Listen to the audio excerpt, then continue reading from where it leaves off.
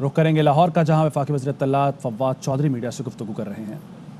तो इस और सिर्फ जो दरामदी अशिया है जैसे इम्पोर्टेड स्टेक है या सालमन है या चीज़ है, इन चीज़ों के ऊपर टैक्स रहेगा। बाकी तमाम चीज़ों के ऊपर टैक्स जो है वो ख़त्म किया गया है। और इससे जो फार्मास्यूटिकल इंडस्ट्री है हमारी, इससे हमारे जो इस वक्त तमाम, और स्पेशली मैं मुबारकबाद देना चाहता हूँ और मैं शुक्रिया अदा करना चाहता हूँ शौकत तरीन साहब का, जिन्होंने एक बहुत ही जो हमारी फिल्म इंडस्ट्री है, हमारी एंटरटेनमेंट इंडस्ट्री है, उसको बचाने के जो इक़दाम किए वो बहुत ही ज़बरदस्त हैं। एक तरफ हमने जो सिनेमा की मशीनरी है, फिल्म प्रोडक्शन है, उससे हमने हटा दिए सारे टैक्स। और उसके बाद जो फ़ॉरेन ड्रामा है, क्योंकि हमारा क्या हो रहा है कि हमारे जो एक्टर्स हैं, हमारे जो तमाम फिल्म के काम करने, वो बेकार बैठे हुए हैं और सारी दुनिया बाहर से जाके एक्टर्स और सारे ड्रामाज जो हैं उनको कर रही है।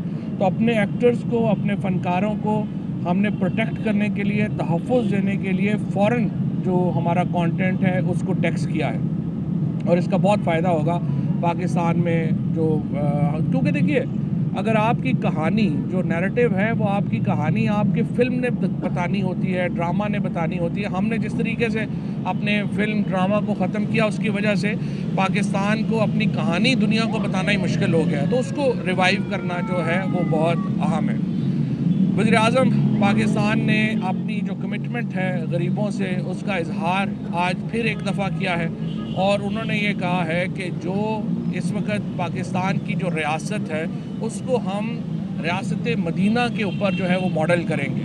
और रियासत मदीना से उनकी क्या मुराद है? उससे मुराद ये है कि एक ऐसी रियासत जिसमें कानून का एहतराम होगा, जिसमें गरीब और अमीर के दरमियान फ़र्क नहीं होगा और जिसमें तमाम शहरी वो बुनियादी सहूलतों तक पहुँच सकेंगे।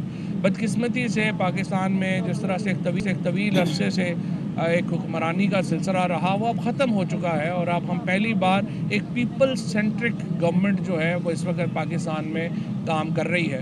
कल भी आपने देखा कि किस तरह से अपोजिशन की जो मेन लीडरशिप है वो तो इतनी मायूस है कि वो असम्बली में ही नहीं आई। और जब उन्होंने खड़ा करने की कोशिश की कि हमारे लोग खड़े हों, और जब इन्होंने महसूस किया कि PMLN के भी बहुत सारे लोग जो हैं वो शायद बजट को अपोज़ नहीं करेंगे, ये कह रहे थे कि कोई 29 लोग जो हैं वो PTI के राब्ता कर रहे हैं नून लीग से और अपोजिशन से। पता चला कि सारी अपोजिशन ही PTI से राब्ते में है। तो आपने देखा कि किस तरह वो बिखर गए हैं सारे। और कल आपने देखा है, और मैं हैरान होता हूँ कि ख्वाजा आसिफ साहब जब फॉरेन मिनिस्टर और पाकिस्तान का डिफेंस मिनिस्टर था, वो अकामे के ऊपर एक दुबई की कंपनी से पाकिस्तान का वज़ीर ख़ारजा और वज़ीर दफ़ा तनख्वाह ले रहा था।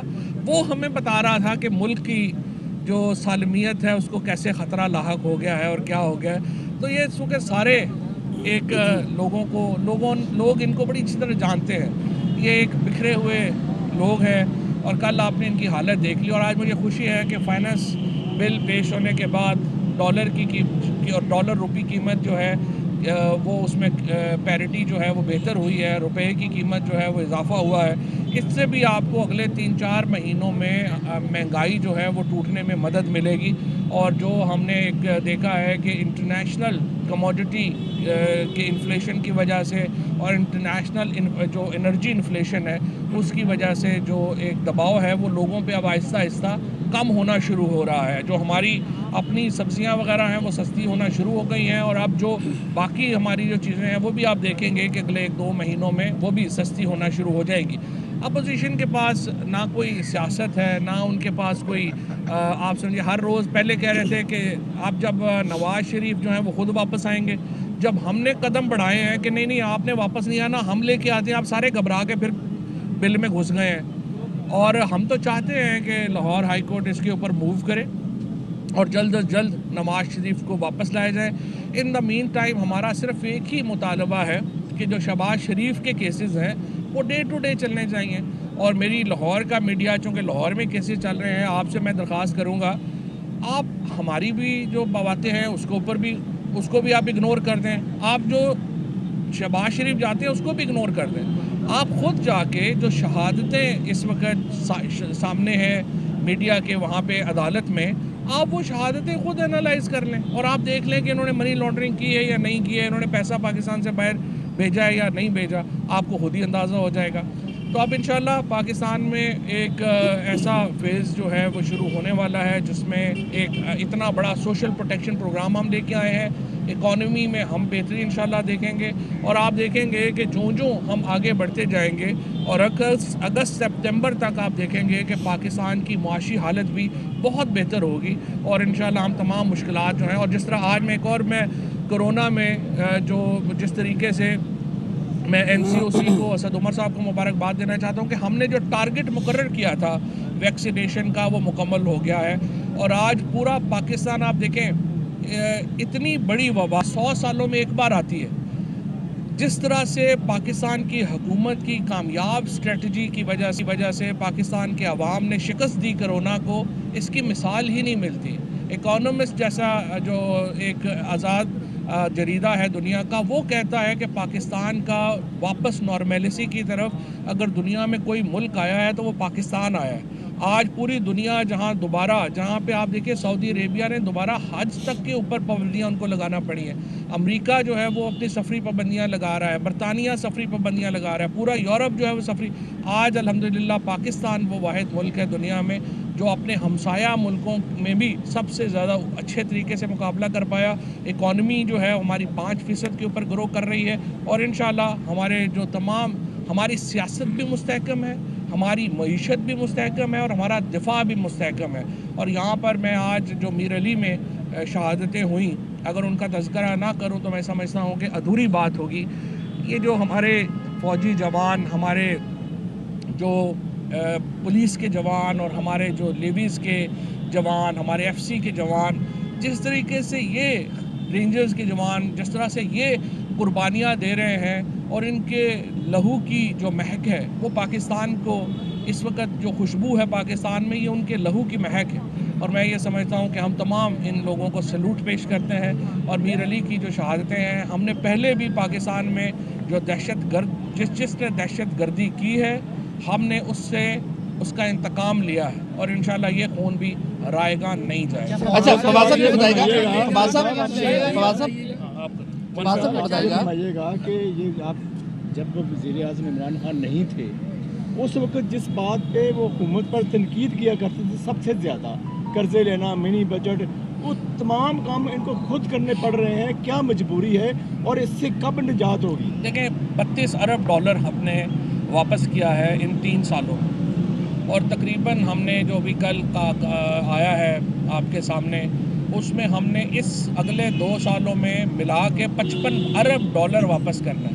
तो जिस मुल्क ने $55 अरब वापस करना हो तो आप अंदाज़ा कर लें कि हम जब आप कहते हैं कि कर्ज़े ना लें, ये ना करें, वो ना करें, तो क्या करें? यही तो वो हरकतें हैं जो जरदारी और नवाज़ शरीफ की जो लेगेसी है, जो उनकी वरासत है, जो हमें भुगतना पड़ रही है। लेकिन इंशाल्लाह ये अगर इमरान खान वज़ीर आज़म ना होता तो पाकिस्तान बैंकक्रप्ट हो गया था। आज पाकिस्तान फ्लोट कर रहा है तो ये इमरान खान की वजह से और पाकिस्तान तहरीक इंसाफ की जो मुआशी टीम है उसकी वजह से आज पाकिस्तान इतना बड़ा कर्जा देने के बावजूद अपने पाँव पे खड़ा है। आपने फरमाया कि मईशत मुस्तहकम है, दिफा मुस्तहकम है और कुछ अपोजिशन के लोग जो हैं ये नैरेटिव बिल्ड करते नजर आ रहे हैं कि हुकूमत जो है अपनी आईनी मुद्दत पूरी नहीं करेगी। क्या वजह है कि हुकूमत तमाम चीज़ें मुस्तहकम है और आईनी मुद्दत भी मुस्तहकम होनी चाहिए?